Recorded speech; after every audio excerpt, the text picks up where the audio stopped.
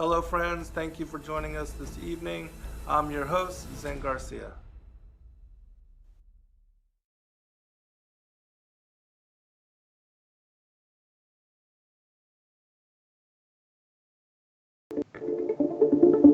Most are afraid of unknown depths, skirting shores thinking world flat, and with the island girls in celebration of new religion. Nobody led me or said this way. I sailed alone on makeshift raft with wind as companion.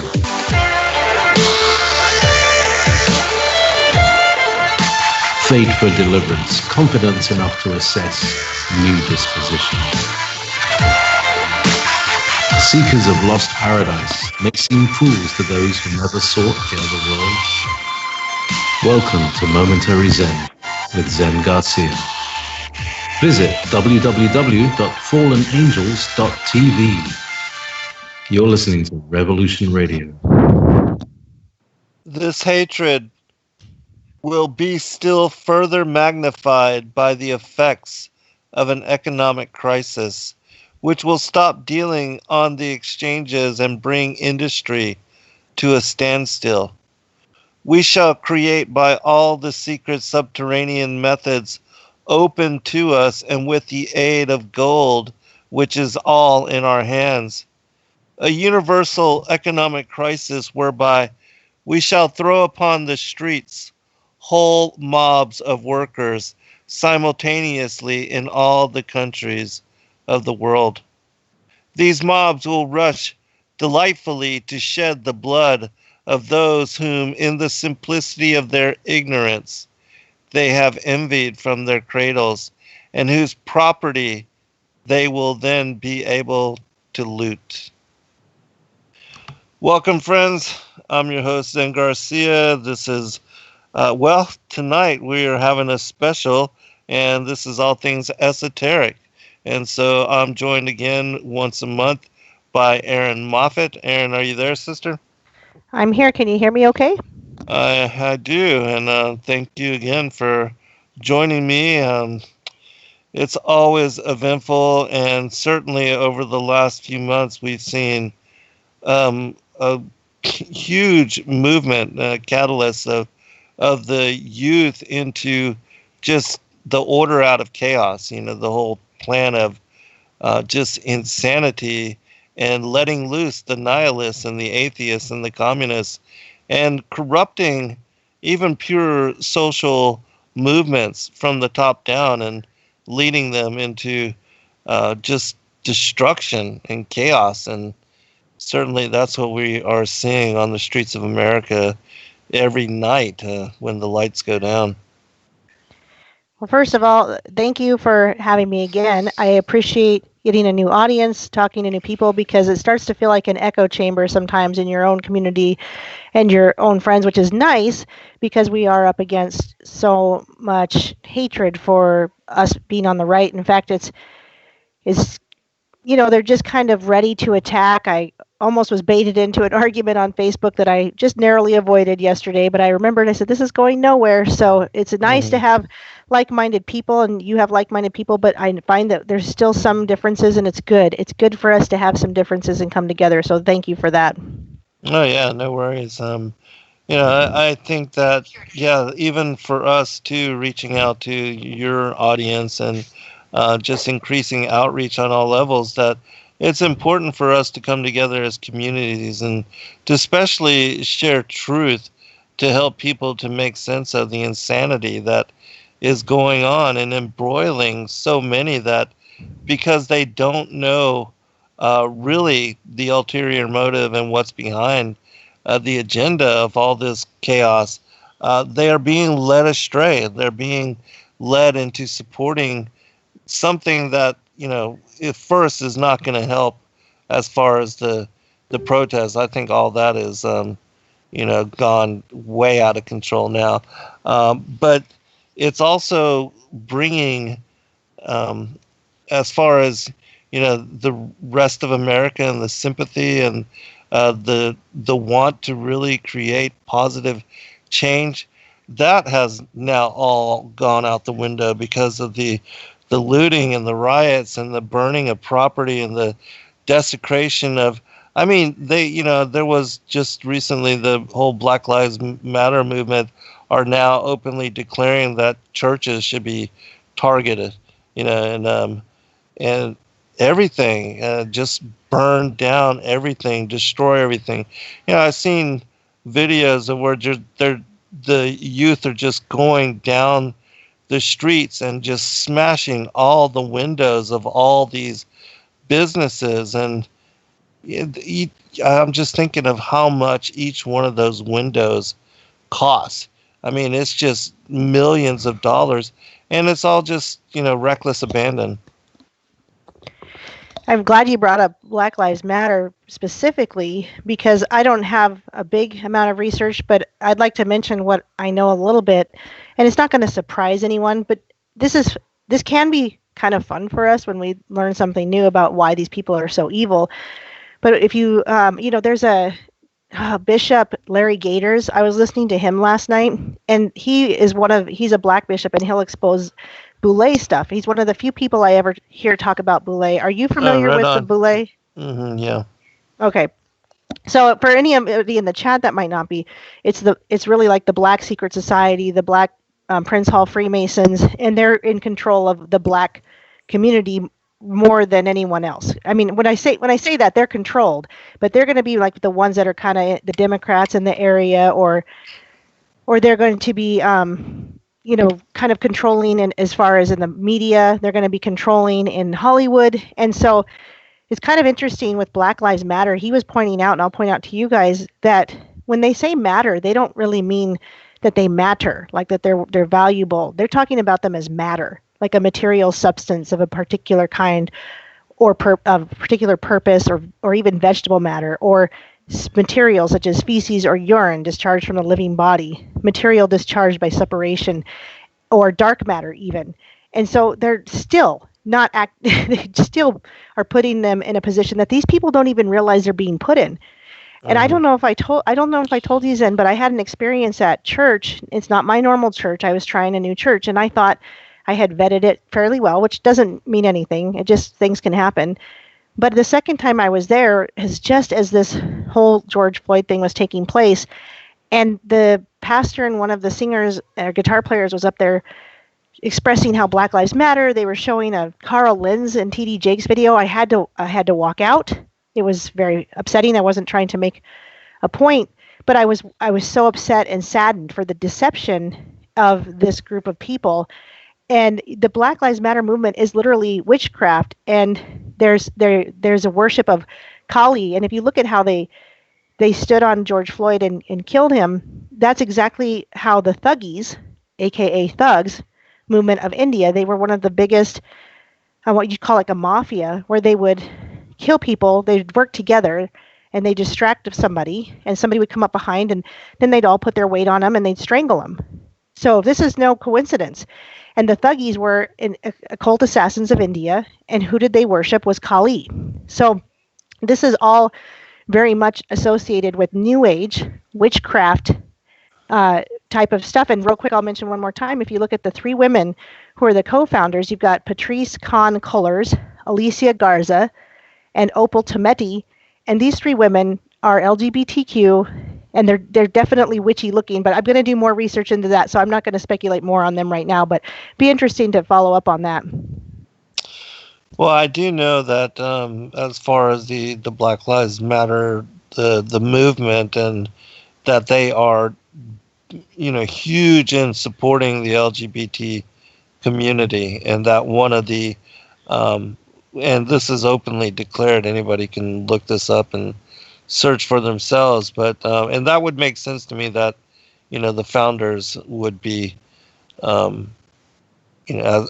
this particular class of individual, because they do support that as one of their primary functions of whatever social change they're trying to accomplish. But the whole thing of protesting, and I did all this in my youth with as far as fighting for disability rights and the rights of people to live in the community and not be warehoused in nursing homes just because they have a disability, and the right for people with wheelchairs to even get on public transportation, those kind of things.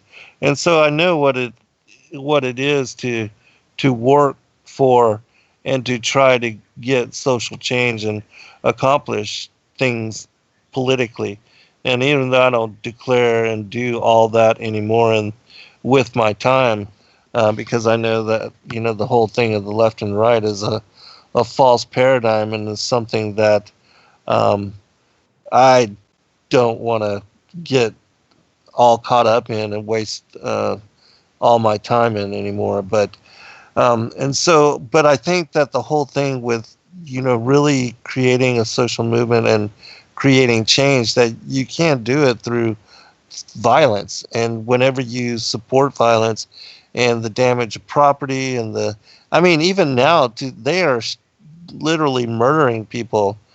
This movement and the people that are coming out in support of it, there are, it's like, terrorist type uh, events and occurrences that are being associated, and that is unfortunate, because again, the whole thing of social protest and trying to get something changed, which I'm not at, I fully believe that the way that people have been killed, and it's not just black people, but there's anybody being killed by abuse of authority or overreach as far as the law, and that a lot of these police officers, just getting out of hand and killing people for reason I don't think is justifiable.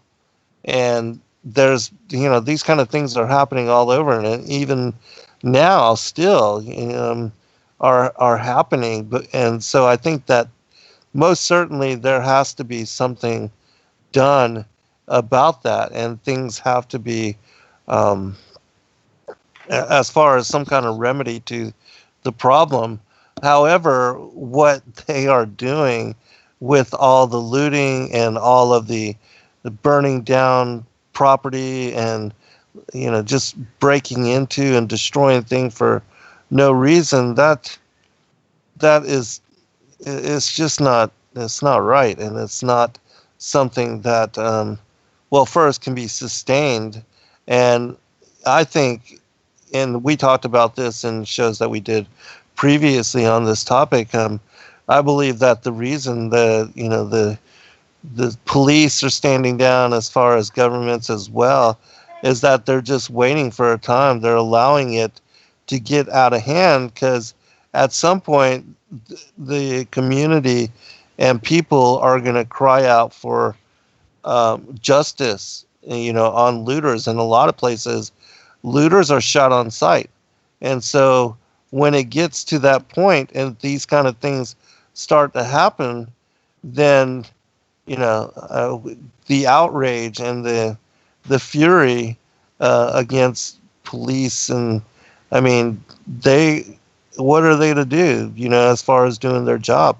You can't have it one way or the other. You can't defund the police and allow these rioters to just take over provinces and states and towns and cities and communities. It's going to, at some point, it's going to be rape, pillage, and plunder.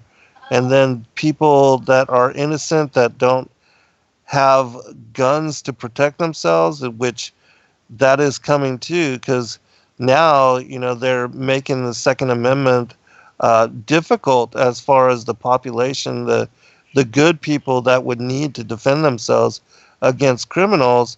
It's getting, as far as the taxes that are being placed upon owning and buying ammo and having guns, it's being increasingly more difficult, and the ammunition and the guns and the supply of them is also decreasing, so that at some point, people that may really need them will not only be able to not afford them, but may not even be able to find them. And so these kind of things are going to lead to open criminality and mob rule, and so and when it gets to that point, I mean, we think that chaos is bad now. Oh my gosh, wait till people are being murdered in the streets by the dozens. Well, while I keep telling people it's going to get worse, my mind hasn't really adjusted to that yet. It didn't take long to change everything as we know it, and part of that is unfortunately a lot of people. This is my opinion, and you can disagree, but a lot of people really just sitting down and going, well, I guess I'm just going to obey the law, even though these aren't really laws. I'm going to wear my mask, and I'm going to wash my hands more than ever before, and I'm going to do all these things that they're telling us. But you get people up like Tom Hanks telling you that he just doesn't have any respect for you if you're not going to wear a mask. And these are people that America mostly loves. And then you've got Don Lemons arguing with, I call him Lemons, that's from, I watch too much Paul Romano, Don Lemon talking about Black lives only matter if they're killed by a white person. They don't matter when it's black on black. That's not the same thing. That's different. That's not, the movement is about, he even said it in his own words, he said it's about criminal justice, but only if it's white people.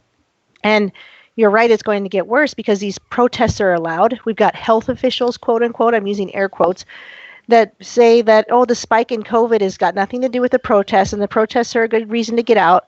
But in some states, they're saying you can't have groups of coming together of 20 or more, or 50 or more, whatever phase they're in. But we're going to have a protest on Sunday, and we're hoping to bring in around 1,000 people. Right. So some states are going backwards. Our state is kind of going backwards. So far, we're lucky. Our restaurants aren't closing again. Our gym isn't closing again. But they're making everybody in a restaurant or a gym or wherever wear a mask now where they weren't. And, what's next? It's been spiking in the summertime. Imagine what's going to happen in the fall. Right, when the real flu comes forward. And Bill Gates said, if people will believe the science of COVID, then they're going to believe the science of global warming. And it kind of seems like that he's become the new Soros, the new Henry Kissinger, the new Rockefeller maybe of our time, because he's now the new rich bad guy that's taking the reins and pushing this agenda that even Donald Trump is for vaccines. You cannot tell me that he's not for these vaccines. You can't go back to a 2012 tweet that says vaccines are bad, but you got to look at what he's saying today about vaccines. So anyway, I'll bring it back to you. Yeah, it's Operation Warp Speed. Right. Yeah, and we are living in times that what we were used to even just a few months ago, those times will never be again. The insanity of what we are living in and what we are dealing and contending is just going to be hyped up more and more and more in different ways. And the more, as far as the control mechanism, the matrix, and the authority pressing down upon the lives of all of us as citizens, that's going to continue to become more and more apparent to the point where you're not going to be able to stand or speak against it. And if you do, you'll be targeted. And these are the times that we are heading in. And for Americans, that if you don't wake up to what's going on now, and not that it's going to matter, because as far as stopping it, because it's just going to increase as far as the police state tyranny, and then the infringement upon of our lives, and the tracking and tracing. Things are never going back to the way that they have been. And people are hoping, that everything will just calm down and disappear over the next few weeks, and they can go back to watching the football games and going back to gathering in large crowds. And but all that is, even schools, people going to schools. And this is like, they haven't even released the vaccine yet, and people aren't even lining up to take that.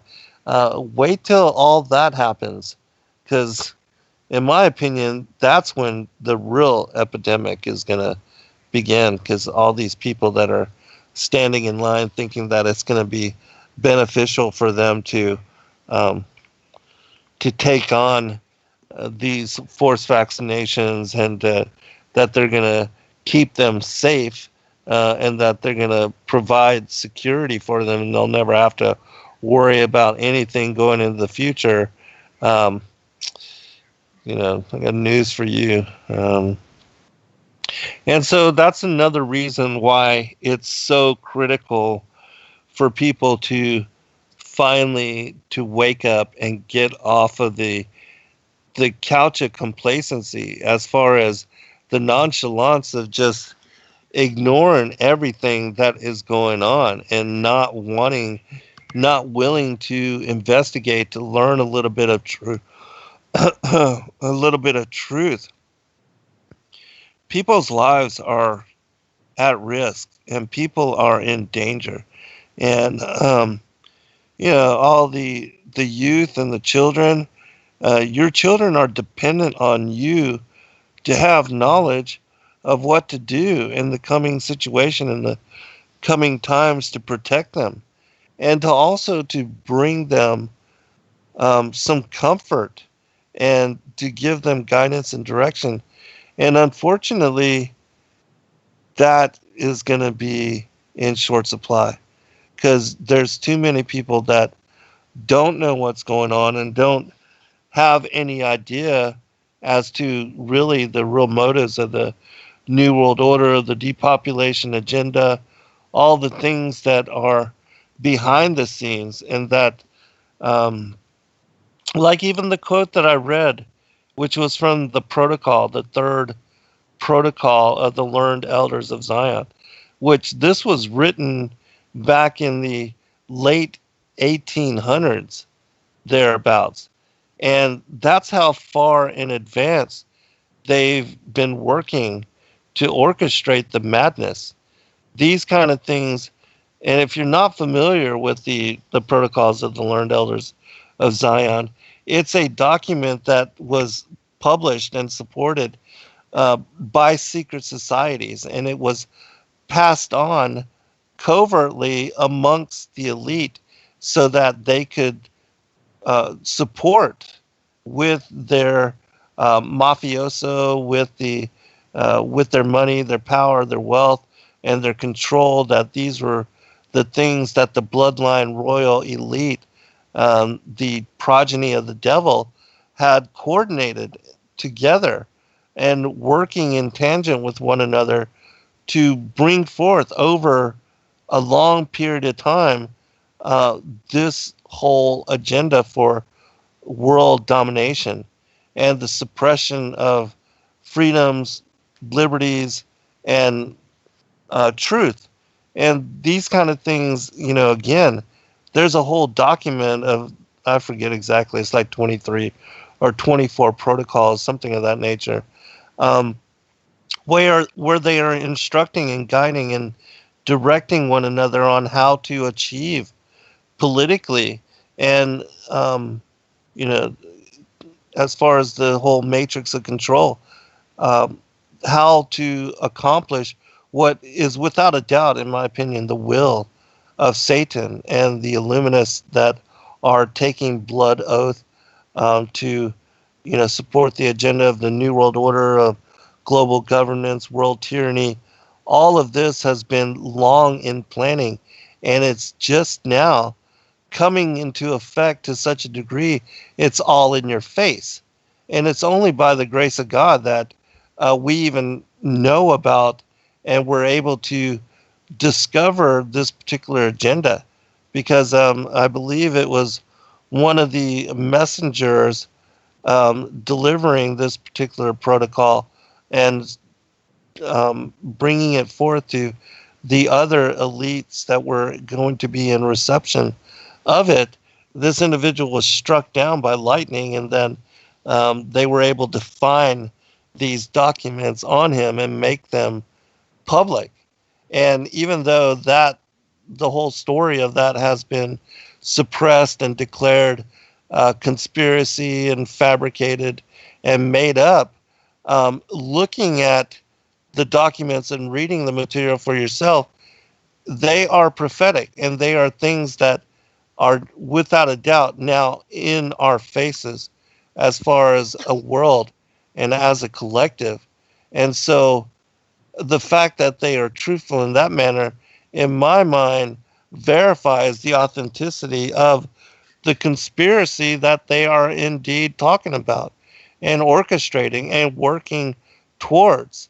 And so, people that just try to write this off as disinformation or something that shouldn't even be looked to or examined, you do that at your own detriment, because without a doubt, the world is being, as far as the control, is being instituted by these individuals and under these directives.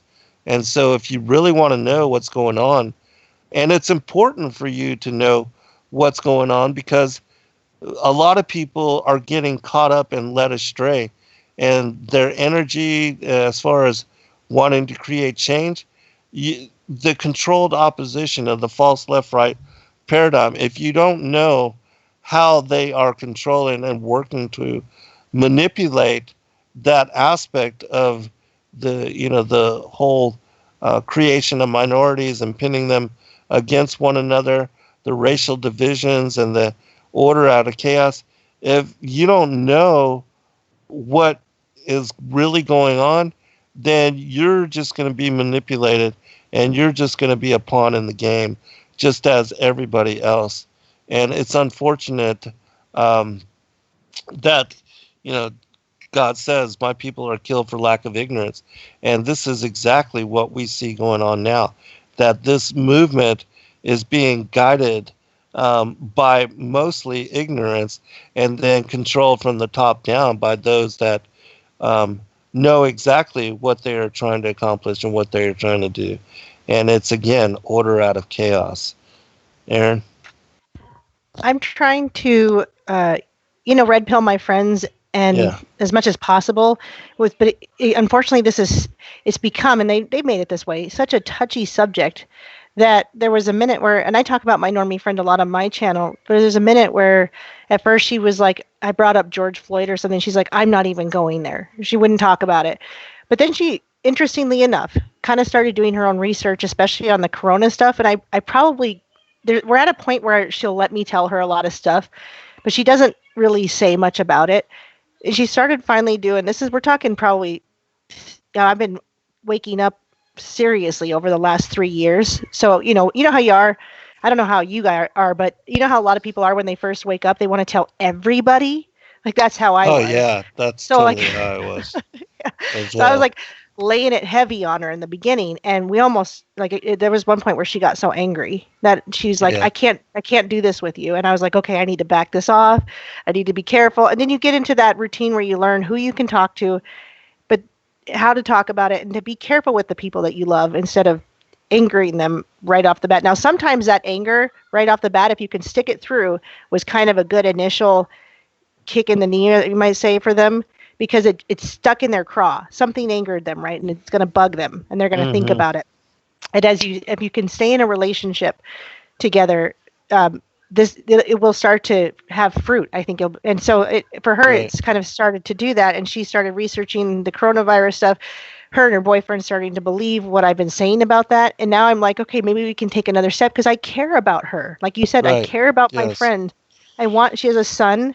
Her boyfriend has little girls, and I have little girls, and I care about how they handle life. And so I just sent her something today. I said, this isn't scary. I just want you to be prepared. And so I'll pray that she watches it. And if anybody thinks of it, you can pray for her. If you think of it, I'm not requesting a demand or a prayer, but this is part of, like you said, this agenda of that it's happening. It's happening so well and so fast that it's hard to imagine that re-electing Donald Trump is the answer, although obviously electing Biden is not the answer. And I'm getting to this point, Zen where I'm like, I just want to leave completely. I just want to get away from it all, live on a Right. farm somewhere, get rid Yeah. of the internet, build my own house with my own electricity and my own running water. Mhm. Because people believe that people are waking up, but I say, what are they really? Like, you've got the QAnon people who are waking up to only the children. Like, they're just, it was so good. Q did such a good job of getting people wrapped up in the emotional aspect of the pedophilia and what they're doing to kids, because now they are like on this agenda, but they don't realize that while they're looking over here, everything is going on over here. And so QAnon are so adamant that they're almost like rabid dogs. If you go against Q, they will attack you. They're angry about it, and you can't go against it. Right now, I'll probably anger somebody, and I don't I'm intend sure. to. We're not here. We're not here to tell you guys lies. We're here to tell you the truth. Right. And QAnon being very new agey, I made a whole video about it if anyone's interested. But being very new agey, very Alice Bailey has done a great job of really putting those people into a mindset that's the only thing they can focus on. It's the children. We went into martial law for the children. Oh, they're all going to Gitmo, but they're forgetting that law was created to put any person, any citizen, into a military prison indefinitely. Right. That means if you did something that they deem worthy of sending to a military prison indefinitely, they don't have to tell your family. They don't have to tell anyone. They can just whisk us away, and no one will ever know where we went. And they don't have to have a fair trial. This was something that was implemented by Obama, but President Donald Trump keeps renewing. And so this we didn't even need martial law, right? We don't even need it because Right. everybody's excited for it on the QAnon aspect, or they're totally complicit and they want to do the mask and they want to be a part of it. And nobody, even the Boogaloo boys aren't pushing back. What is going on? Like, what's happening? Yeah, I'm not sure who they are, but yeah, I do agree with you. They're the Go ahead. militia Oh, type. okay, right on.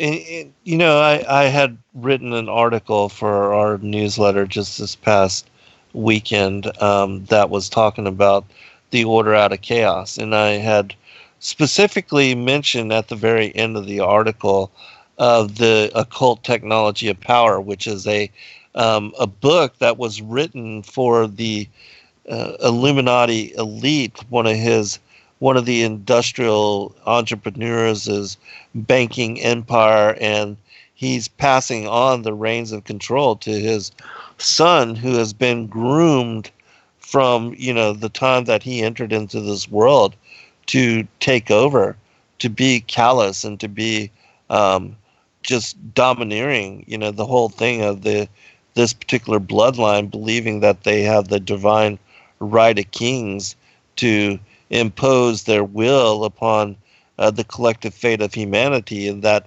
knowing what's really going on, that they are the only ones that can handle the control of taking over and of holding these positions of leadership and of directing the cattle and the masses and the necessary culling and slaughter of them to make sure that they're not able to rise up and to even challenge these particular individuals and their particular mindset and mentality. But I wanted to share, and I'm not sure if you're familiar with this at all, but I wanted to share just a small portion of this particular article, and just an excerpt, which I think there's like 6 portions of this particular text. You can find it easily online. It's called The Occult Technology of Power. But it is one of those manuscripts that was never expected to make it out into the public and to be part of what the masses can read and study and come to know with regard to the agenda of the elites and their mindset and how they think of us as the useless eaters. But this will give people an idea with regard to, again, the whole controlled left and right paradigm and how it's a false division, it's controlled opposition, and why it is that you shouldn't get caught up. Because again, the whole thing of the QAnon, in my opinion, and no matter if you're supporting Republican or Democrat. It's, it's the same, two sides of the same coin. And so this will give people some insight. And for those that don't know, you should look at and read. We have put together a book called The Illuminati Secret Covenant and Protocols. And it has this particular portion and excerpt from the occult technology of power. And you should definitely become aware of the secret covenant and the protocols. And if you just read this particular book, you would be able to familiarize yourself with what's going on and to come to consciousness and knowledge of where we are going and what is coming down the line. And it's also something that you could easily hand to, your somebody that you care about and are concerned with that may not be ready yet to listen to you, but if you gave them something like this, that it might pique their interest, and then reading it, if they were to do so, it would certainly be an eye-opener. And so I'm going to read from this. It says, "My son, in this thin volume, The Occult Technology of Power, you will find the transcripts of your initiation into the secrets of my empire. Read them again, not for the arcane knowledge which is now second nature to you, but in order to re-experience the shock and awe you felt 20 years ago when at age 30 the fabulous scope of my power was revealed to you by my trusted and now mostly departed advisors. Remember the surprise to the point of disbelief with which you beheld the invisibly delicate but invisible chains of deceit, confusion, and coercion with which we finance capitalists enslave this chaotic world. Remember the feats of will and strategy that have been required to retain our position. Then inspect your retinue carefully. Your heir must be equal to and eager for the task, much as you were. Choose him carefully. As I lie here waiting for the end, I can afford to relish the thought of our empire lasting forever, as I never dared while in charge. Rational power calculations, so easily disrupted by the thrills of power, are now entirely in your hands." And this is an excerpt, one of the portions. It's Professor Carol Quigley, for those that don't know, and his name is actually kept mostly anonymous, but he's the one that wrote an Illuminati book on how to take control of the economy and the world. It's a book called War and Peace, which is difficult to get your hands on. But in this portion, he writes on the occult knowledge as key to power. And this is what he says. It's not the full thing, but this will give you enough to understand the control mechanism of, again, securing and not only organizing, but paying for the structure and the organization of both the left and right. It says this: "Throughout history, secure ruling elites arise through secret or occult knowledge, which they carefully guard and withhold from outsiders. Since real politics is motivated by individual self-interest, history is viewed most accurately as a struggle for power and wealth. We do our best to obscure this self-evident truth by popularizing the theory that history is made by the impersonal struggles between ideas, political systems, ideologies, races, and classes. Through systematic infiltration of all major intellectual, political, and ideological organizations, using the lure of financial support and instant publicity, we have been able to set the limits of public debate within the ideological requirements of our money power. The so-called left-right political spectrum is our creation. In fact, it accurately reflects our careful artificial polarization of the population on phony issues that prevents the issue of our power from arising in their minds. And see, that's the major thing. They fund the whole left-right paradigm in order to keep people from ever looking at who the true power is controlling both sides of the issue. And they just stated that right there. The so-called left-right political spectrum is our creation. In fact, it accurately reflects our careful artificial polarization of the population on phony issues that prevents the issue of our power from arising in their minds. Very important. People should, splot that and quote all over Facebook. Um, the left supports civil liberties and opposes economic or entrepreneurial liberty.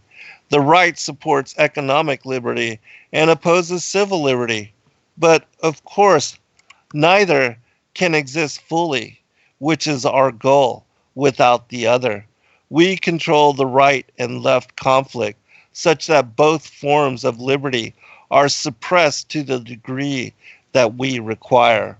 Our own liberty rests not on legal or moral rights, but on our control of the government bureaucracy and the courts which apply the complex subjective regulations we dupe the public into supporting for our own benefit.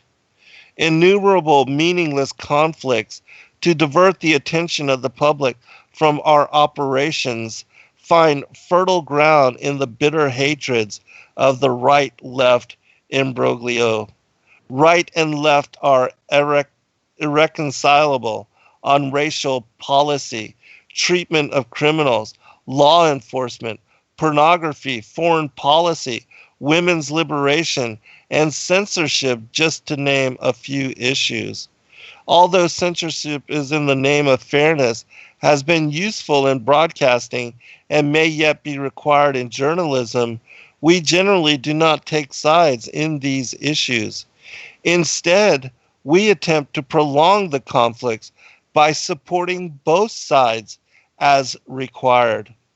War, of course, is the ultimate diversionary conflict and the health of our system.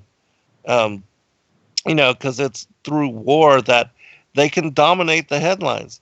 They can change whatever, as far as humanity waking up to who the true powers are behind the scenes.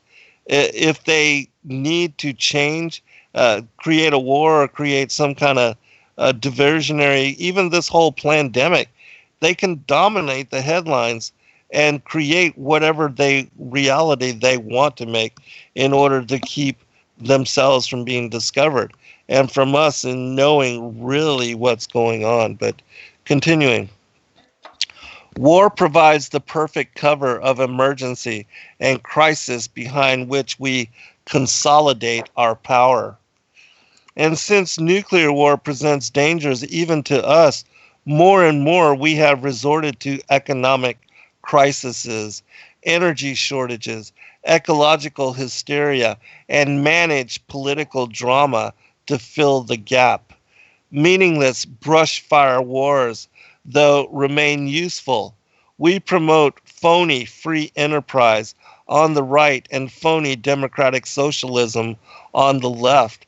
Thus, we obtain a free enterprise whose competition is carefully regulated by the bureaucracy that we control and whose nationalized enterprises are controlled directly through our government.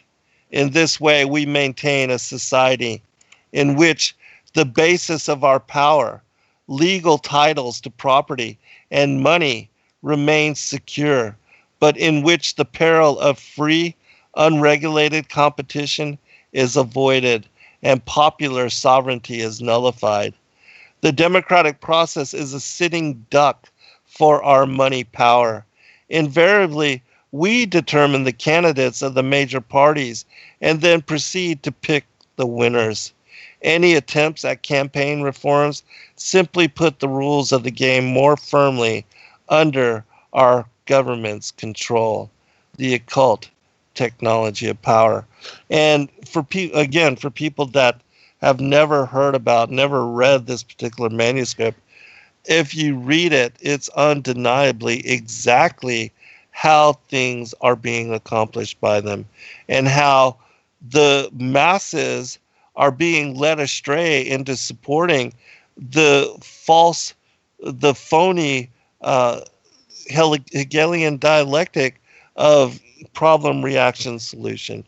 They are controlling both sides. They are instilling the madness. They are funding the riots and the looting, and they are creating the chaos, which finds America embroiled in, again, this phony diversionary support of either the left or the right. And this was written in, well, the copyright that I see is 1974, so this is nothing new. We could really say it goes all the way back to the Garden, which has been kind of the plan of corrupting us since then. But personally, right now, what we're seeing on the Hegelian dialectic now is also not just left and right, but black and white. And of course, you guys know this. I'm not telling you anything you don't know. Light and darkness. Yeah. But we're also seeing segregation again. We're seeing segregation by color of skin. Now, while it looks like it's because they care about black people and they're trying to take care of them, it's actually it's just segregating all over again. This time it might be against white people. It might be that we're all going to, if you're white, you're one of the ones that's going to be a slave. You're going to be imprisoned just for being white. But it's going to be more than that. We know that it's not just going to be that. But they are going definitely not just, it used to be white men were evil, but they're going after the women now too. So women, be careful, because they are trying to bait you, and then they'll record you, and then they call you a Karen and you lose your job over it. And they're doing this to the right-wing gun-toting white American woman. They're doing this right now because the Karen thing became really big all of a sudden, and everybody was like, oh, that's a Karen, this is a Karen, and it was supposed to be funny. It was supposed to be women who complain or want to see the manager, but now it's turning into these women who are reacting to people who are baiting them. They'll say, you bumped into me, you need to apologize. And then when the person even tries, they just continue yelling at them. They don't let them speak. And then all they post is the part where the woman finally has had enough and pulls a gun on them or does something else. But where this is really going to hurt and affect people is, you said there was like innocent people that might not own guns, but there's also going to be those that voted this kind of stuff in. And they're not going to even realize what hit them. They're going to try to move away from it. And then they're going to come to my state, and they're going to try to implement the same crap that they voted in down where they lived, but they don't see it as being the same thing. For instance, there was this man who was harassing the heck out of this woman. He was a black man, and he was harassing a white woman. She has her mask on. She has her gloves on. I mean, you could call her a Karen, right? Because she's got all the gear. I mean, she's hazmated out. But he says she flipped him off, so he followed her, and he's harassing her, and he's showing her license plate. He's showing where she lives. And he's saying, oh, you can't handle it. You could handle it a minute ago when you were flipping me off. And she's screaming and crying. And part of me is like, well, I'm having a hard time feeling sorry for her. I'm having a hard time feeling sorry for her because she lives in the middle of Seattle. I know I lived there myself. I know how full of liberals it is. She probably voted. She probably voted for this stuff. She's got her mask. She's got her gloves. But I don't think she's going to see why this is happening. I think she's going to go, I got to get out of here. And they're going to move out.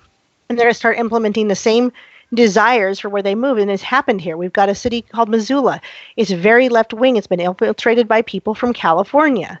We've got Red Lodge, Montana, which has been infiltrated by people from the East Coast. Very liberal. They were having a protest the other day on the July 4th for George Floyd with their signs that white silence is white violence. And I was just like, in a tiny town called Red Lodge, Montana. I mean, the population's got to be less than 10,000 people.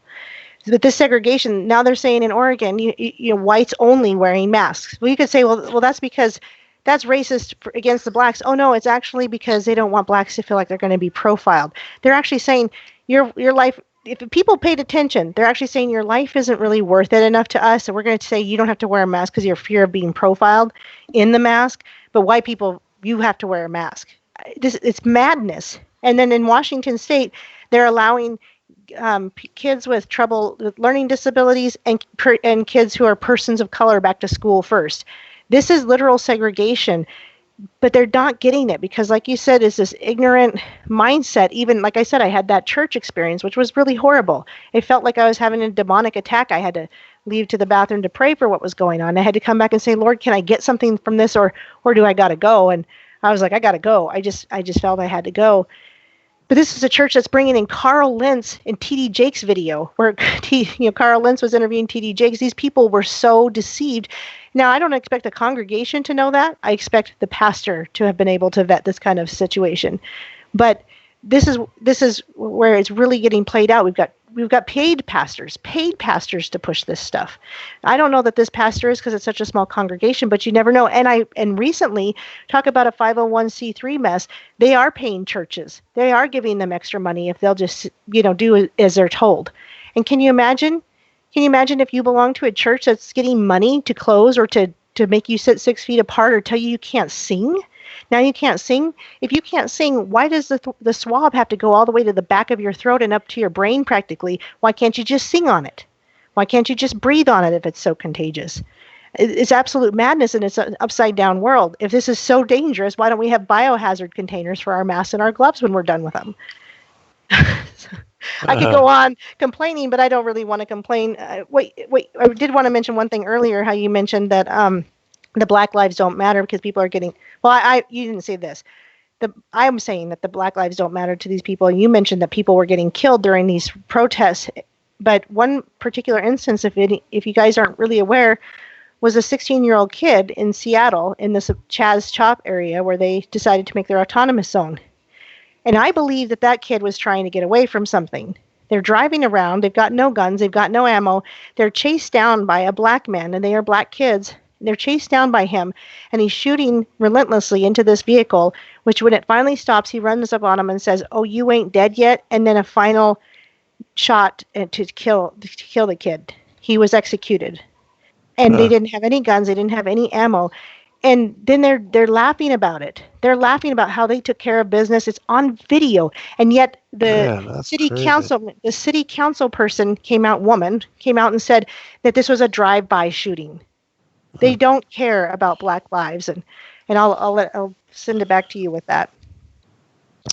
Well, again, my whole thing on as far as Black Lives Matter, I believe all lives matter, and that again, if you want to have something done with regard to setting things right, with regard to the law, justice, that you can't resort to violence and you can't kill people.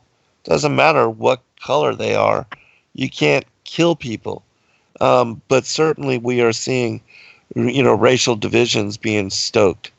And that, the whole thing of the targeting of the Confederacy and the Civil War and all that being brought up has, this is history, and this is stuff that this country has gone through. And I'm not saying that it's right, because certainly it's not. And what was done in the name of, even owning slaves back in those times, all of that was criminality to where it was social criminality, supported by just the way that the institution of government and the ways and beings of that part of the nation down here in the South, which I live still in Georgia, and a lot of this is still part of the fabric of being. You can see the roots of the whole slavery and all that, the history, how all that is part of the fabric of the community here.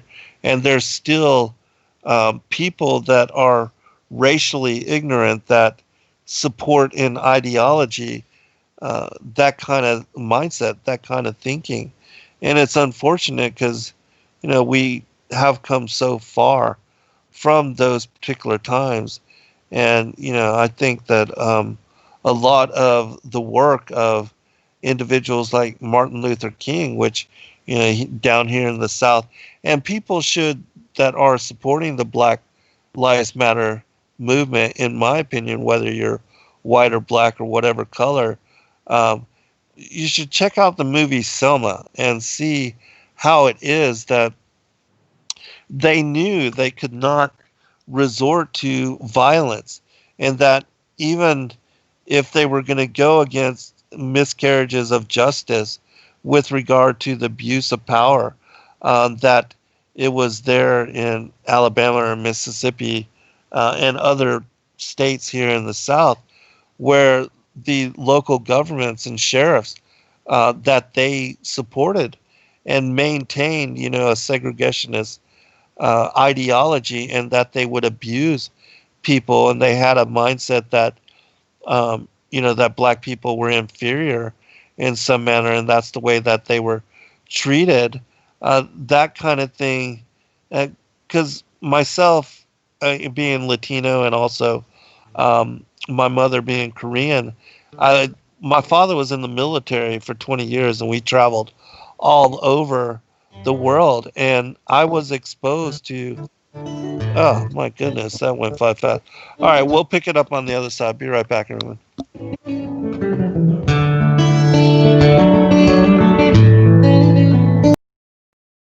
The seeker of lost paradise may seem a fool to those who have never sought the other worlds. Christ told us in Revelation to remember from whence thou art fallen, and do the first works.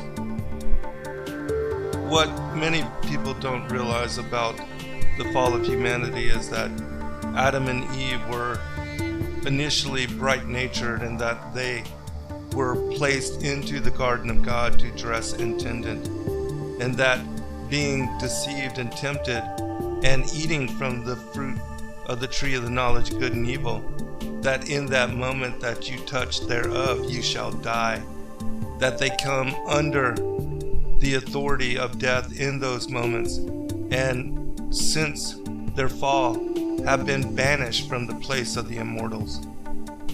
This concept becomes very clear in the work of the forgotten Edenic books of Adam and Eve. And as we study and read into this material, this knowledge will come to light, and it will help you to understand that being restored to our bright nature, our first estate through Christ, that the reason he had to take on embodiment and enter into mortal flesh form was in order to not only redeem the ancestors of Adam, the children of light, but also to rectify us and to restore us to our first estate in this manner, defeating death and bringing forth salvation with the promise of the cross.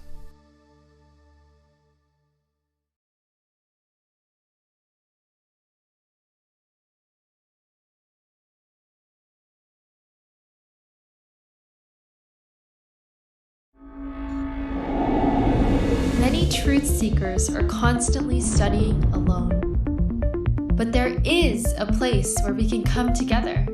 The Digital Readers Club is our online ecclesia meant for those who've forsaken churchianity but still want the closeness of a family to study with. Join us every Saturday at 7 p.m. Eastern Time to put together the puzzle pieces of truth scattered throughout the ancient scriptures.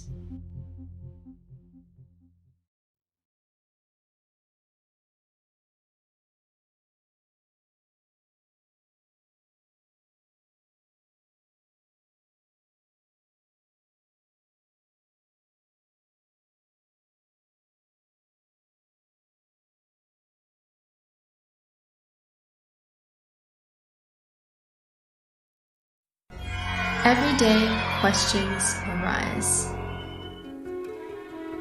Are the stories in the Bible true?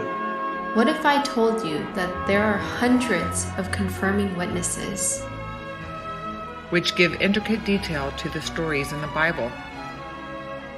Have you ever found yourself deep in the rabbit hole with questions that no one seemed to have the answers to? Join us every other Friday at 9 p.m. Eastern Time for our Ask Me Anything series with author and researcher Zen Garcia, as he sheds light on the mysteries which have us all searching together.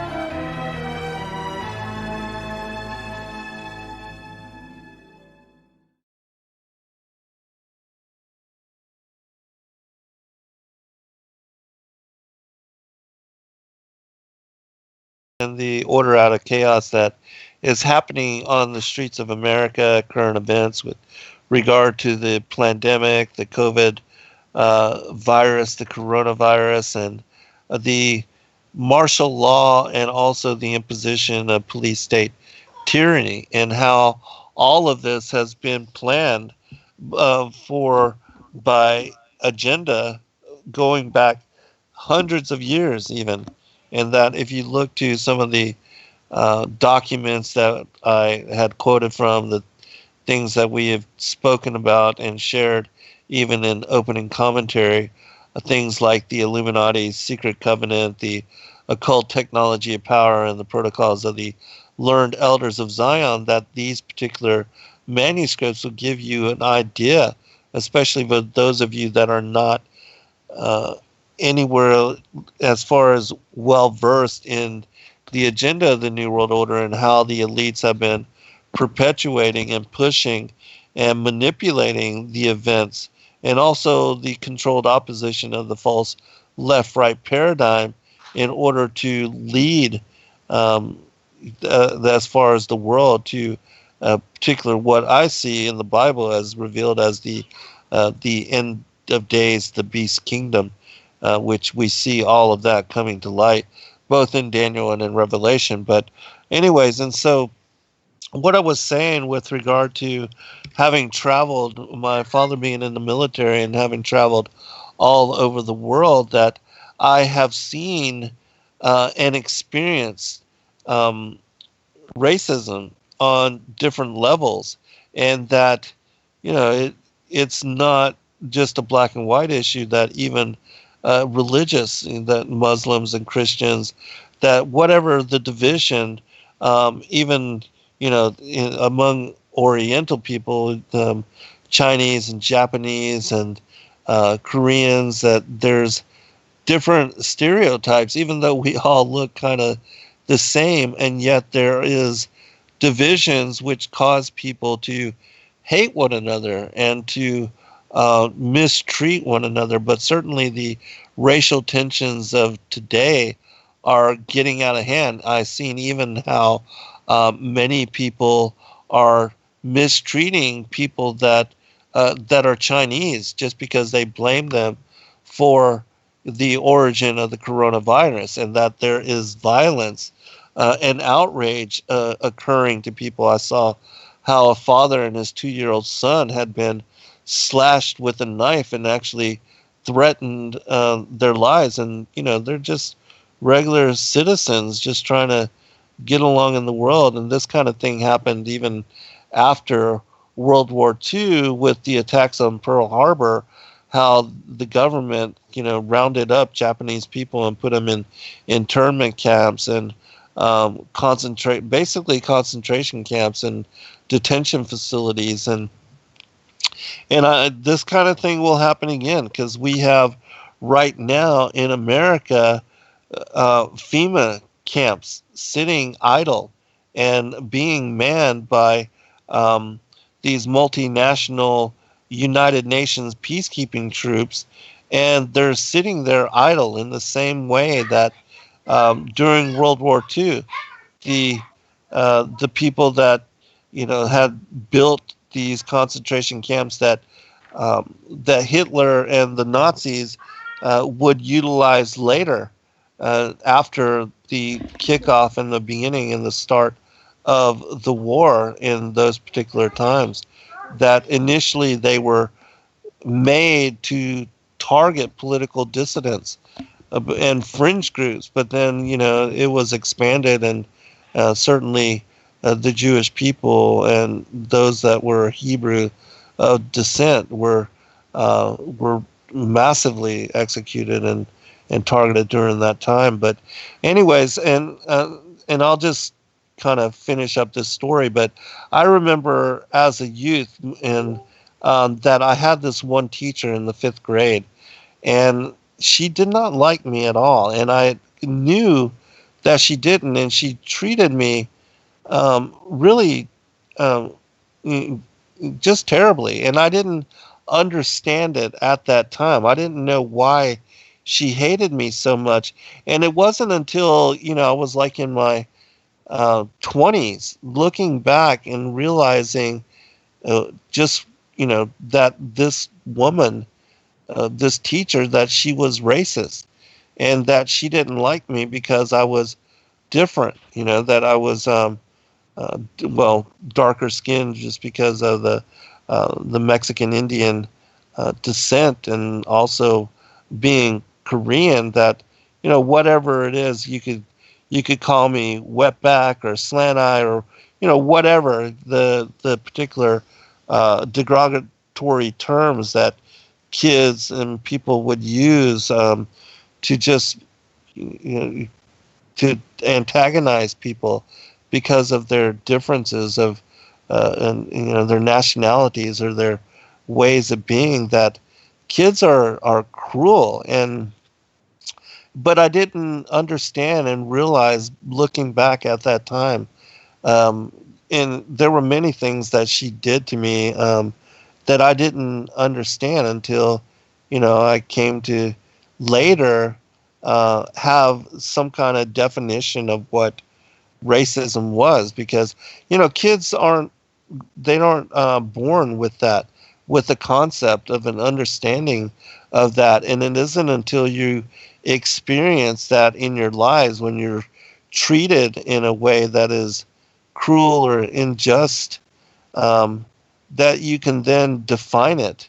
And it's unfortunate that is still part of the world, but it's everywhere. It's everywhere in the world, even in they're like amongst Russian people that look exactly alike, but that they hate each other because they may be part of this part, or they may be Muslim, or they may be whatever the difference is. But people find cause and find reason to hate each other and to mistreat one another along whatever. And it could be something that is completely contrived, and or a difference that is meaningless, or something that from the outside you can't even recognize, but yet it becomes so real and so ingrained in as being a cause to hate somebody else, that these kind of things lead to. And again, this is an agenda that the elites have been supporting and propagating and perpetuating for very long time. The whole thing of, as I read from the false and the left right, you can attribute that to not just Democratic and Republican, but you can put it to white and black, Latino and Puerto Rican, or whatever, Mexican and Colombian, whatever. I mean, whatever the differences are, and whatever cause people have for hating one another, those kind of things are stoked and stirred and incited and instigated by the elites. And they know how to do that in order to continue the insanity and to cause these differences amongst the minorities to lead to cause where people will even kill each other and one another. But did you want to comment, or did you need to take care of something there? No, my children are fighting, but they can work it out. What I would say is the most unfortunate part about this, that people don't want to be willing to have a conversation about oftentimes because it's so touchy, is that if anyone tries to relate. So if I said, I never suffered racism, but I suffered this kind of thing. Like, let's say I was treated poorly. I was called fat as a kid, even though I wasn't. Doesn't matter. But I had girls call me fat. I had other kids say mean things to me for other reasons, and I watched people pick on my sister in a similar fashion. And sometimes they were like natives or Mexicans that did that to us. So I'm not going to say that. What sucks is when you try to relate. You're trying to relate. You're trying to say, "Man, I've been through some stuff too," and then they go, "No, you don't know." You don't know because this is different. This is different than what you went through. And maybe it is, but how in the heck am I ever going to learn if they're not willing to tell me? If people aren't willing to tell me, like, well, this is different because of this. And then I could go, oh, I can see that. But I can relate to being picked on, at least, and it's almost like and it's almost like if you haven't gone through it, you're not worth their time. They don't want you. They want you to understand it without them explaining it to you. This is where we are today. I think I've seen myself do this to other people too, where I want people to understand it, but I don't want to have to explain it to you, and then I'm mad, and you should just know. And that's an unfair way to treat people. And you kind of learn by how people have done it to you, and so it could be race, it could be gender, like you said, they could pick almost any reason. Like you said, you could look alike, but they hate you because of your religious affiliation. I think it's okay to lump that all into a similar situation where we can say, maybe I didn't go through what you went through, but I'd like to know more about it. And here's how I'm trying to relate. And I've seen that be one of the biggest issues when I kind of started leaning left for a while, not politically, but in my ideology, and with people of color, I guess you would call it, because I started to actually see racism when I started to hang out with more people of color. And so once I saw that, I was like, I am seeing something different than I've ever noticed before. I sat on the outside saying, well, I'm not racist, and the people around me aren't racist. And yet I realized we're some of the most racist people against the Native Americans called Crow around here, the Crow tribe. We're really mean. We make a lot of jokes around this city because that's the nearest reservation. And I started. So when I say I lean left, I meant I hate to use it that way. I think I was just realizing that I've been a racist. I've been a racist person, and you guys can go, oh gosh, Erin's a racist person, and say whatever you want, but we have all had tendencies of prejudices. Yes, absolutely. We all have. I'm so glad that I realized it and then started seeing other people do it. Right. But that's where you have to be careful. You can't start going too far left, or you start getting in movements with BLM. And you start getting in movements with LGBTQ and start saying, no, if it's okay a little bit, then it's okay all the way. And I think that's where they get lost. I think that's where the good intentions go the wrong way, because their intentions are loving. Their intentions are good. They want to treat people better. They see injustices, or they've been through them themselves, and they want people to say to not do that to other people. But just like Yuri Bezmenov said, you cannot legislate equality because we just aren't all equal. And that's why Malcolm X was a segregationist, because he felt the same way. That doesn't mean he's a great guy. I'm not going, yay, Malcolm X. Put your fist in the air for the guy. What I'm saying is people did realize at times in our even recent years that these things kind of have to go that way. If they don't go that way, it doesn't work as well. And we know that they're trying to blend everybody. And by blending, it makes things worse. And this has been another wake-up call for me. We're not really supposed to blend to this degree, I don't think. I'm not sure. You can correct me if I'm wrong. What do you think, Zen? Well, this is something that's, again, something that I've learned in my experience of being now a person with a disability and having acquired a disability since I was 24 years old in 1994. So, I lived more of my life using and being a wheelchair user than when I was able-bodied. But I've learned that with regard to injustice, that whenever you have injustice, anybody that is targeted, that injustice for one person, as long as there's injustice for one and non-equality for all, then there's always going to be problems. But the whole thing of that as well, and this is what I've come to understand with regard to the LGBT communities and how now they are trying to force and normalize what is clearly, in my opinion, according to the scriptures, abomination, and that they are not only extending uh, that kind of abomination to to wanting to normalize, as Alice Bailey says in the 10-point plans for destroying the family and Christian values and all that, but they want to normalize bestiality and pedophilia and things of that nature, which are, without a doubt, absolutely uh, atrocious abominations according to Scripture as well. And but they want to declare that that's, men loving boys, that that's a sexual orientation, and they are wanting to teach, that as far as in educational systems, that that as far as the bisexuality and the homosexuality, and causing children, and even the whole declaration of now, that gender is optional, and that you can choose this kind of thing, that it gets so far and so twisted and so out of hand. And even though, again, I'm for equal rights for everybody, but I know that if you were to declare, as far as like the way that the New World Order has wanting to push and normalize the whole LGBT agenda, and forcing everybody to bow down to, and to cause what was normal, and turning it upside down to where now evil is good and good is evil.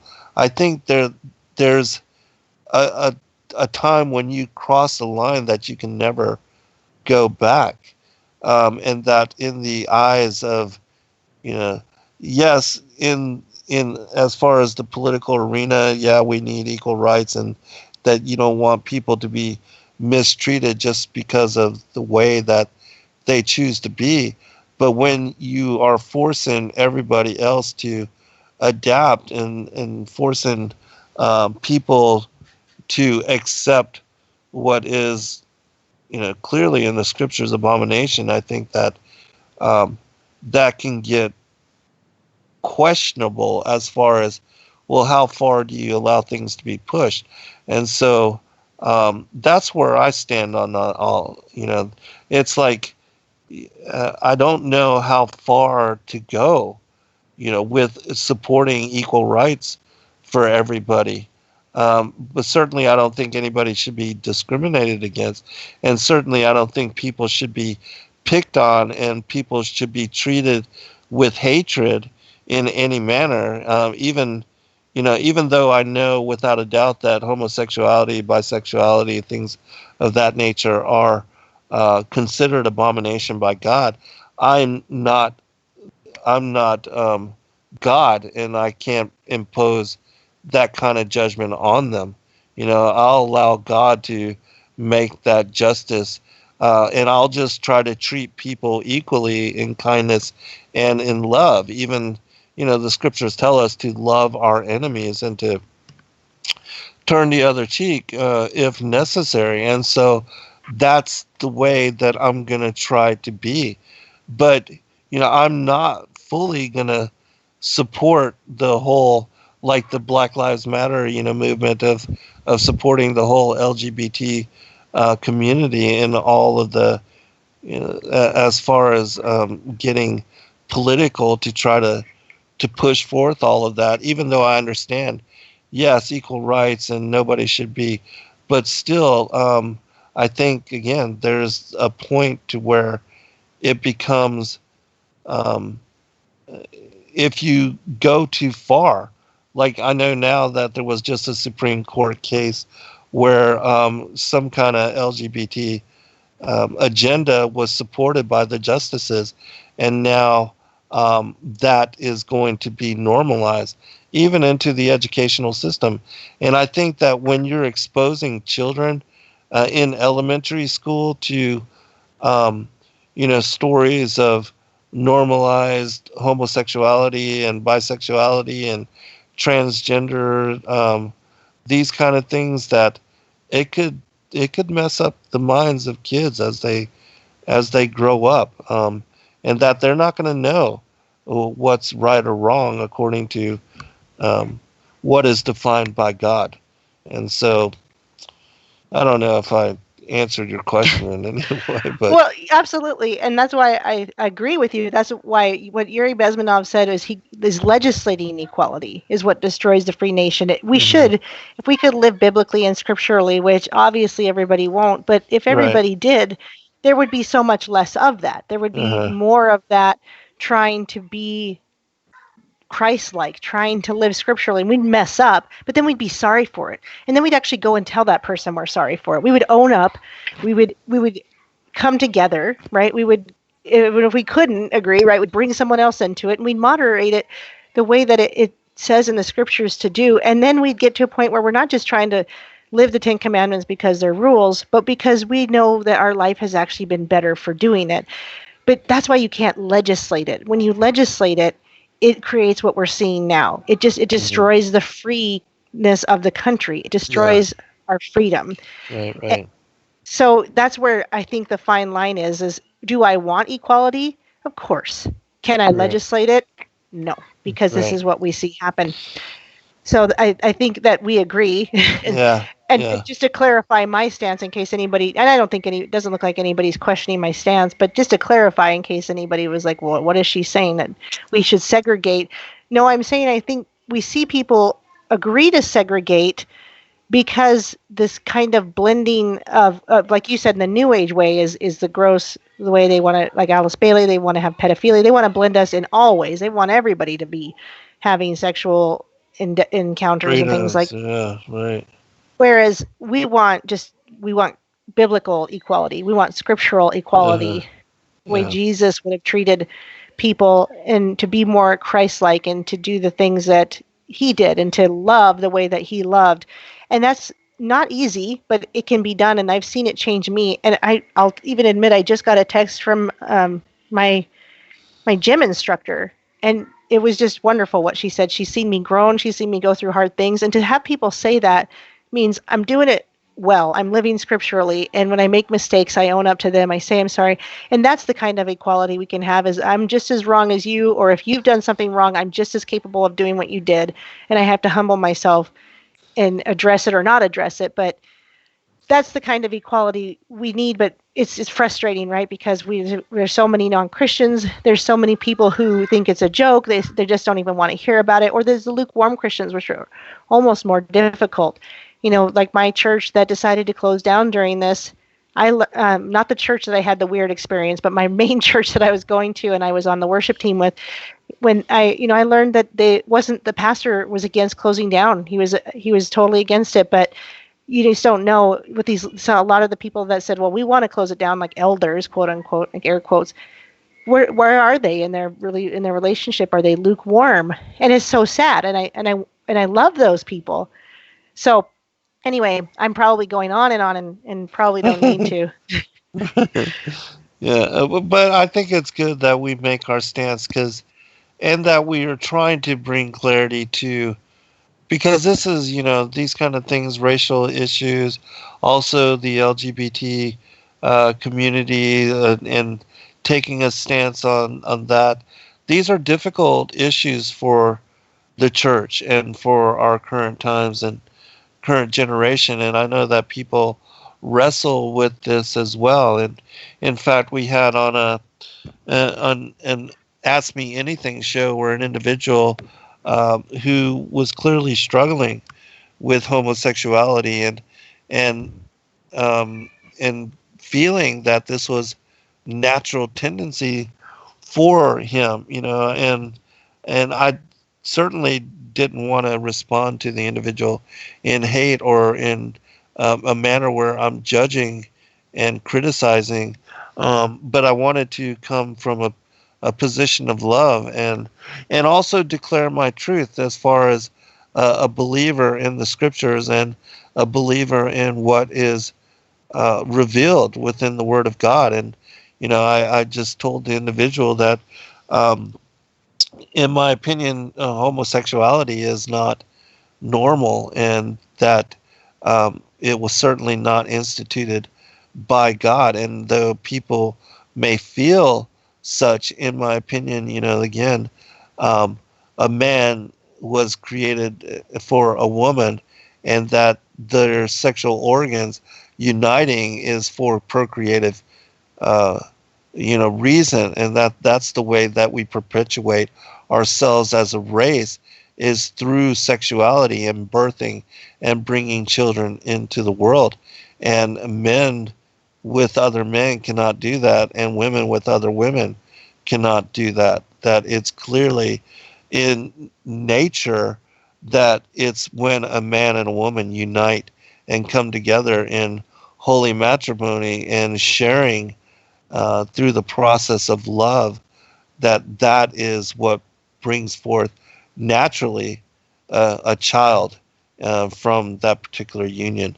And so, in my opinion, again, that is what is natural, and that's where my truth is with regard to what is revealed in Scripture and how God hates, and declares it as such, that He Himself hates not only the abomination of sodomy and but also things like wizardry and the black magic and offering children up in sacrifice and drinking of blood and those kind of abominable behaviors. And so there are many things that are clearly defined within the Scripture that God is not happy with, and certainly I'm going to stand with Him and with the kingdom, no matter what other people say or declare about me. But I am going to do as commanded. I'm going to love my neighbor as I love myself, and I'm going to try to extend kindness and justice to everybody everywhere, no matter how they choose to be. That is between them and God. And so that's just the way I try to live. Well, just to update, my children have made up, and now they're getting along. So that's a praise. Praise God. If we could just learn from that. Well, and that's why you said it's. I just want to mention. You said, "Do you need to deal with it?" And I'm like, I know them. They'll work it out on their own. Yeah. And while it gets kind of loud for a minute, if I just leave it alone, it gets worked out. It's kind of a crazy thing. Yes. Now, there's been days where it might continue, but it can happen again. But for now, they're getting along, and that's a great thing. I wanted to mention that I was approached by somebody as well, and it might be the same person, and so I won't get into any details, but it is hard to explain that and come from love. And I prayed 3 different times before I even responded to this person's question. Uh-huh. Well, and he asked, would he go to hell for being homosexual? That was the question I got. Uh-huh.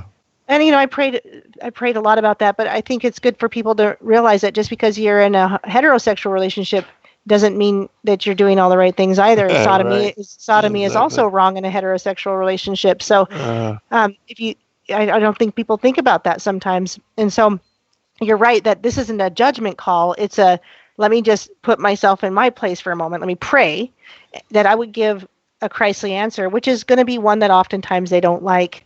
Uh-huh. And I in particular upset this person so much that I got many angry emails after that. But I don't think it was because I was judgmental. I really feel that when I prayed about it, I think I spoke from Scripture. Now, if I was wrong, I would have apologized to the person. So it's just it's great when they do come to us and ask questions. It's pretty rare. Like I think I said, sometimes it feels like you're kind of in an echo chamber once in a while, because you get with people that they all agree, and then you get outside of that, and then you're like, it's shocking. Like, it's shocking.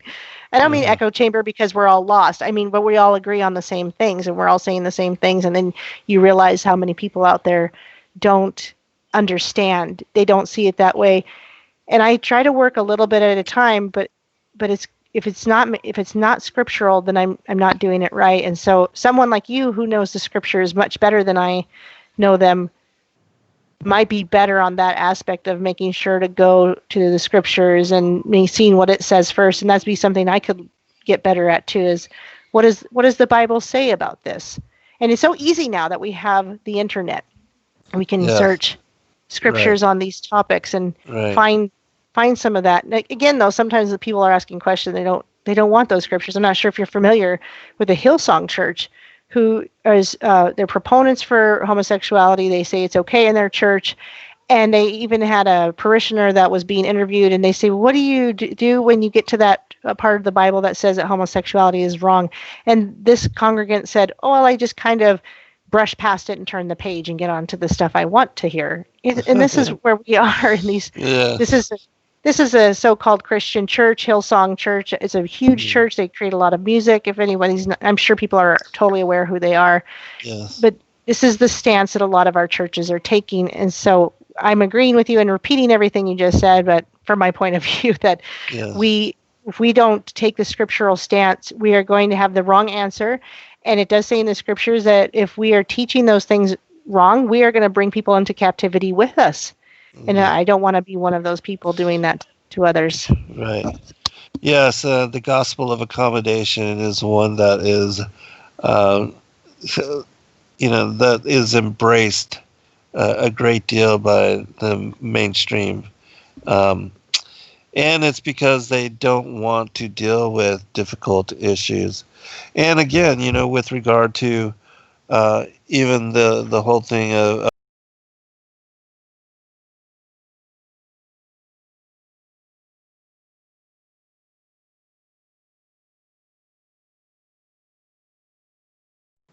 and I will stand on the truth of it, and I will declare it.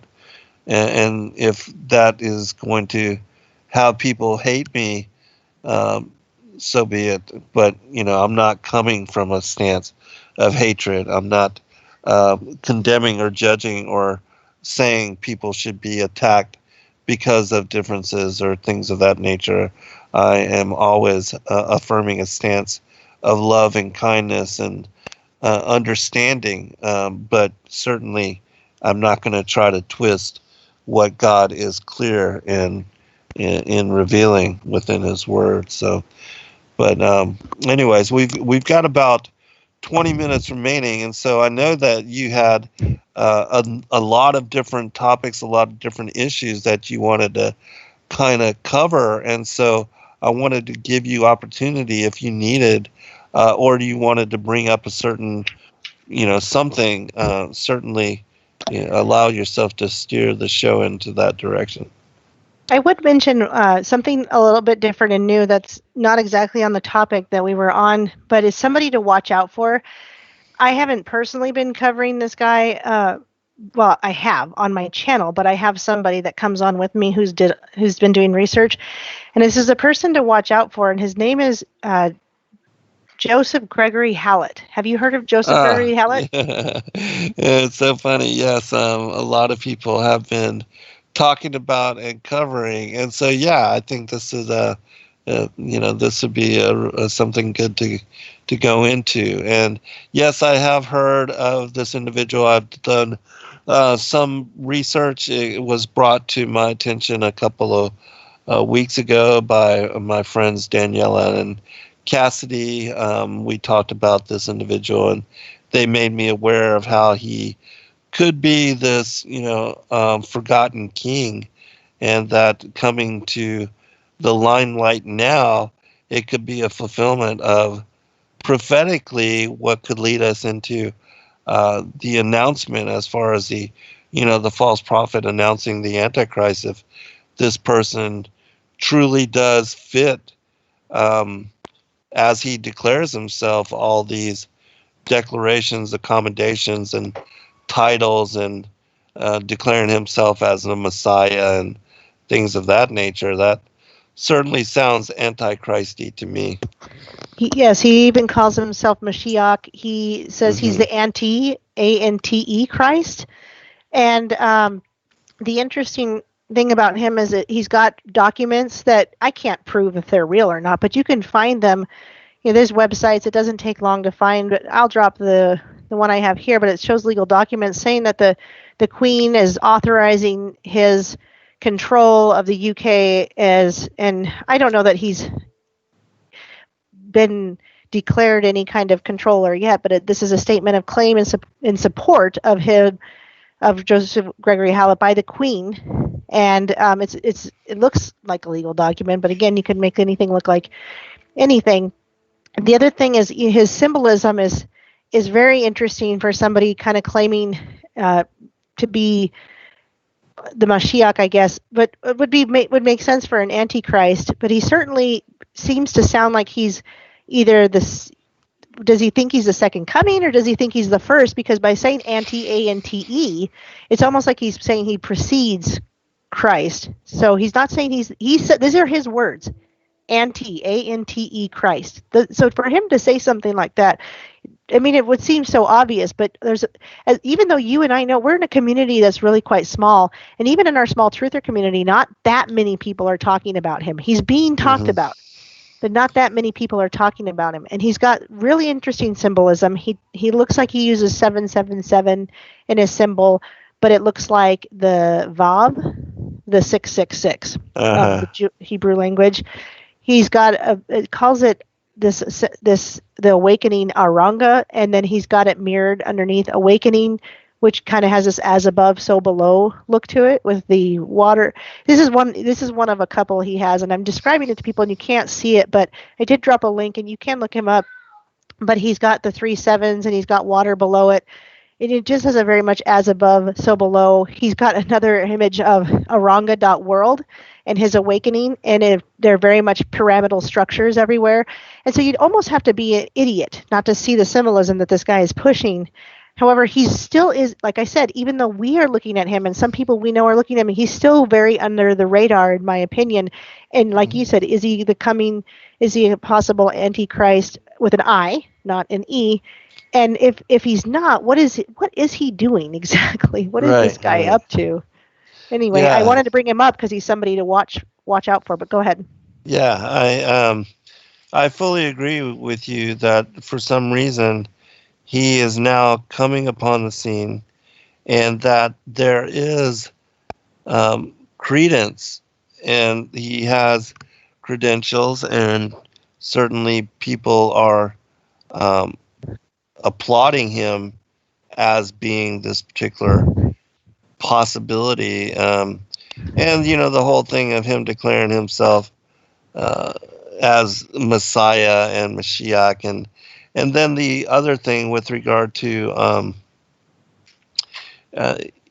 he has the whole history as far as it sounds good, going back to Anna Boleyn, I believe, and her not actually being beheaded, and that if this individual, as I said, because Rob and I talked about this as well, if he all of a sudden comes on the scene, he has all this acceptance from Trump and Putin and Netanyahu and others, the Sanhedrin there in Israel, and if he starts calling down fire from heaven, then there's going to be some weirdness, and I'm going to really start to pay attention. But the fact that he's bursting on the political scene, and he claims himself the whole Sangreal, as far as the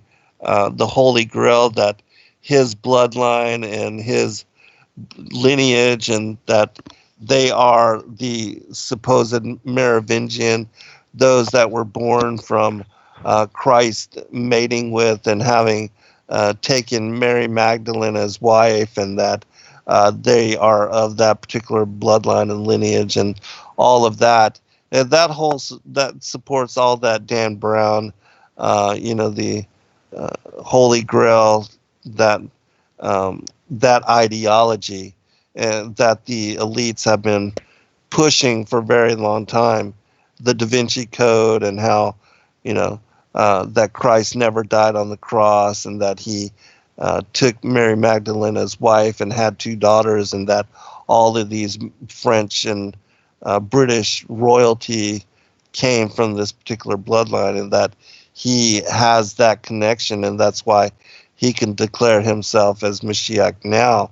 That a lot of that is deception, because of course we know Christ never bore any children, and his whole mission was not anything to do with physical, but It was to defeat death and to restore even Adam and Eve to their former estate, to bring us into our glorified bodies, and that through the cross and through his death that we have the promise of eternal life and salvation through him. And so those things are, my kingdom is not of this world, that type of thing. And so the whole thing of Dan Brown and all of them declaring that in some way that he had children and perpetuated a bloodline, all that without a doubt is false. But there's a specific reason why the foundation for that lie was laid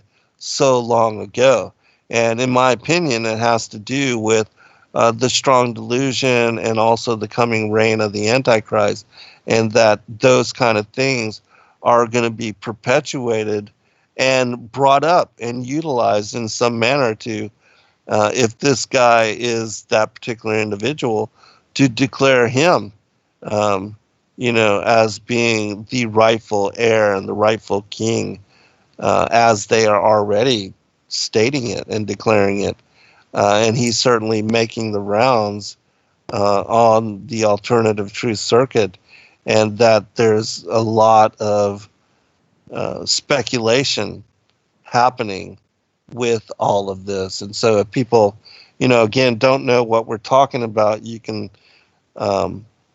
search the Lost King, or what's his name again? Gregory Halliday. Joseph Gregory Hallett. Yeah, Hallett. And you can find his story. He's been doing a number of, and even Jim Fetzer, who is on this radio station as well, Revolution Radio, he comes on before I do, or during the daytime, that he also has been befriending this individual for a very long time and knows about this story and has brought forth interviews with him and has released it to the public in a great manner over the last few months. And so, yeah, this story is starting to make its rounds and coming to the limelight for whatever reason. You have to question yourself as to why as well. Why all the news play now? Why all of a sudden is he coming to the forefront? And so, yeah, it's intriguing. Wendy in the chat just said something that I didn't know, which was, I think, a little bit helpful. She says that he was born of New Zealand with Maori heritage, and Aranga in Maori means, if I'm saying that wrong, forgive me, means to arise, become known, emerge. And that's I mean, to pick that word as his, and then he says it, he puts awakening underneath it to mean awakening, and it looks like a mirror image of the Aranga word, like I said, kind of that as above, so below. And he's also creating a round table. He's calling them the King's Patriots. And so he's picking people of his, and then it's 12. It's 12. I kind of like disciples too. And he's picking these people for his round table. And he even puts a picture up with the swords in a round table with his emblem with the 777 with the water and it says King John III of England, and he also has a chalice image in there. Yeah, the chalice, right? So it's the blade being the blade of the round table being the male phallic of the sword, Excalibur, right? Because there's that. Just real quickly, there's the whole prophecy of the return of the long lost, the long forgotten king or whatever. Arthur, that there's a prophecy that he would return at the end of days as well. And so that whole symbolism and metaphorically the story of him is connected to that supposedly as well. Right. So the blade is the male phallic symbol, and the chalice is the female womb, the water in the cup. And then, together you've got balance, divine union, air and earth, the Star of David, the seal of Solomon. So this guy's really pushing this really hard. He posts pictures of himself on Time magazine with the sword, he was on Time with this. Oh, really? With the symbol, with the chalice, with the 777. And so this guy is really pushing this with his 12 whatever you want to call him, his King's Patriots round table. He's not hiding what he's, and like you said, why all of a sudden, why is it getting pushed? And I mean, you could say mainstream because of Time magazine, but again, I don't hear anybody talking about him. He still seems to be under the radar for most people. Like some guy, okay, you know how normies are. They saw, oh, some guy on Time looks like he's trying to be the new King of England. Cool. And they put it aside. But the rest of us are like, wait a minute, like what, this guy, and Trump did display his support for him or something. I was hoping and wondering if QAnon had done a drop on him, but Q didn't. So I couldn't find anything if they had. But that's because I know these people will dig like mad, even though it'll be in their favor the way they want it. But they do some of the homework for you. So that's why I was hoping it might have been a Q drop. And very interesting. I don't have much more I know about him at all, to be honest. I think I've told you everything, but I wanted to bring it up. It's good that I don't know too much because we could probably go on forever. And I wanted to bring it up before we ended this for people who hadn't heard of him to watch out for this guy. Just to watch him, see what he's going to be doing. Right. And yeah, that's news to me that Time magazine has done a piece on him. That is very interesting. And certainly that seems to legitimize his story even more for me. The fact that, such a legitimate, well, we say legitimate, even though we know that it's all New World Order propaganda, and that, Time is controlled in that manner as well. But the fact that they would have him in their magazine, and you say it was a cover story as well? Well, it may not have been, because now that I'm looking at it, there's a little "it's" next to it, but it says April 12th, 2020. So if they didn't do this on him, then it's something he made. It's his own meme. Okay. So that could be his own meme. So if he wasn't on Time, that's whatever. I could have made the mistake. Willing to own up to the mistakes. However, if he made it, it's the significance of him holding the sword. It's his emblem with the 777 in the chalice with the as above so below kind of water thing, but it looks like a Vav more than it looks like the 7, because when it makes a reflection, that's what it creates. And for him to stand there with these symbols, he's making a really strong statement, in my opinion. So whether he was on the cover or whether he made it as a meme, this statement is really strong. Yeah. And, again, with regard to him coming onto the scene and everybody now talking about him, because you're the third person that has asked me about this individual in the past 2 or 3 weeks. And so more and more with regard to the alternative truth movement, there is interest in this individual. And so, in my opinion, that's going to force his hand as to whether he's legitimate or not. Because, if all this attention is given to him, well, certainly in my mind, the story of whether he is truthful or not, and whether the royal family is, they feel jeopardized by him, that's going to come to public light, whether he wants it or they want it or not, just because there's so much interest now being gleaned upon it. And so I think we're going to learn and come to know sooner or later. And with the more interest, the sooner, in my opinion. He also put out an image of him with the British flag with his emblem over it, and the British flag is in black and white, but his emblem is in color, and he's holding a bottle of Corona. Yeah, of course. Yeah, the whole coronavirus and all that, how convenient. Huh? Right. So he seems to be either in on some agenda or making fun of it, putting out... Yeah, go ahead. Sorry.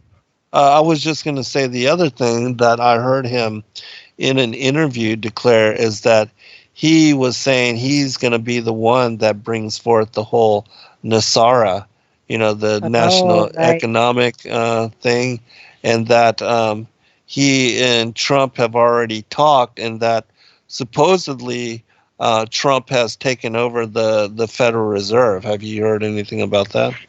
The Federal Reserve is now federalreserve.gov and not is no longer org or whatever it was before. So that is a change, and I'm not. If you can look that up and check me on that, but I'm not the only one to report on that. That for that to change is interesting.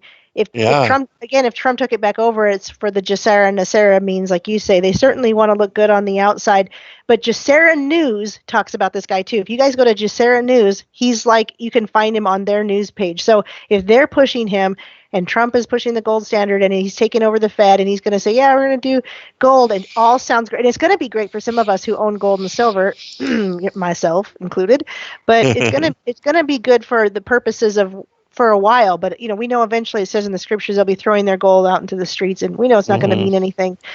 But anyway, for now, that's the Gesera News is like, yeah, check out Joseph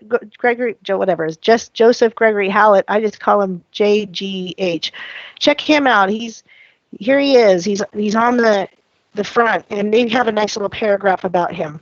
And I had pulled that up too, and it doesn't say much. It's very general. But for them, I'm glad you brought that up, because they actually are advertising him on their website as well. So there's got to be, there's something there. There's something to it. Don't know what it is quite yet.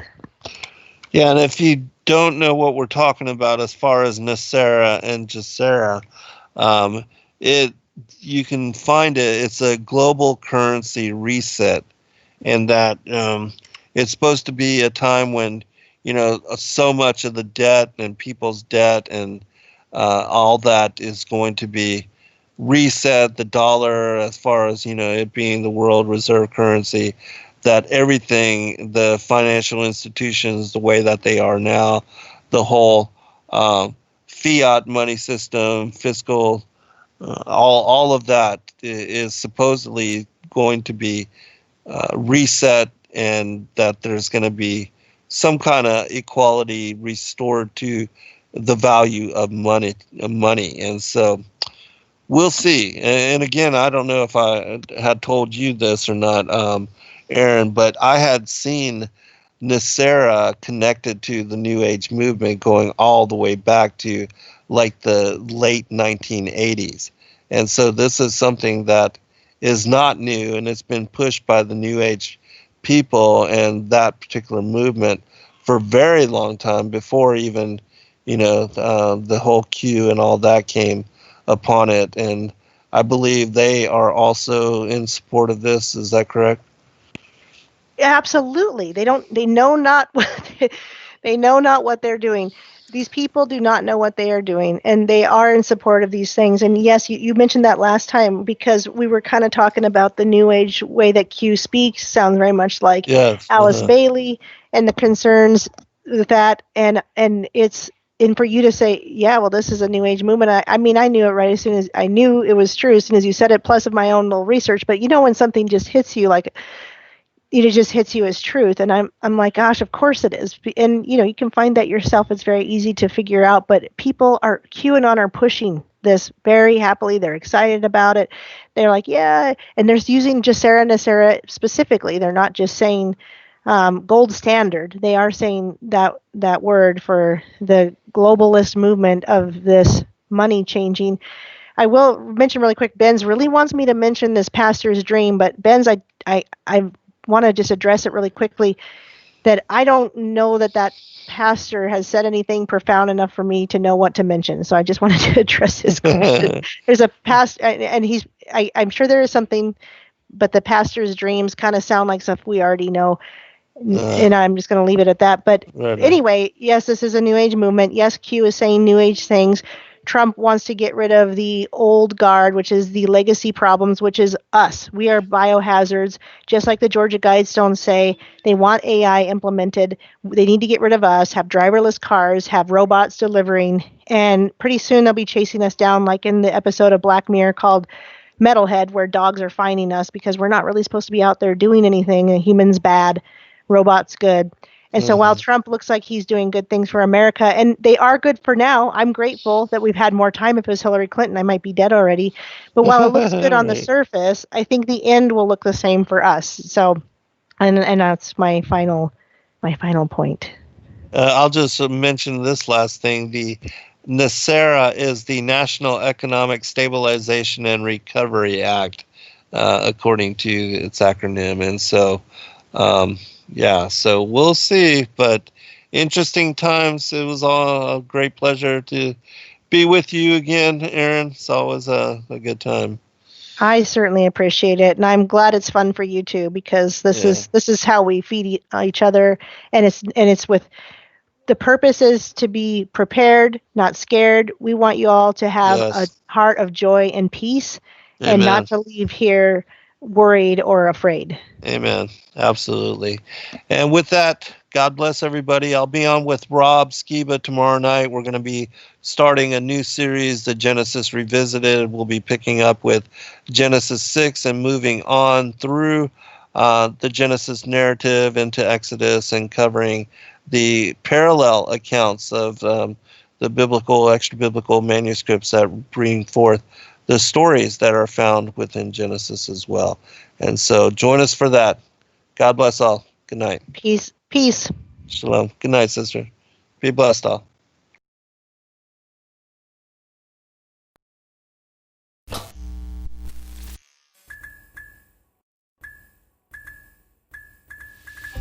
Thank you, everybody, for joining us for this video and this broadcast. We appreciate all of you, and thank you for your patronage. Please do like and subscribe and share with your friends. God bless all of you in your seeking.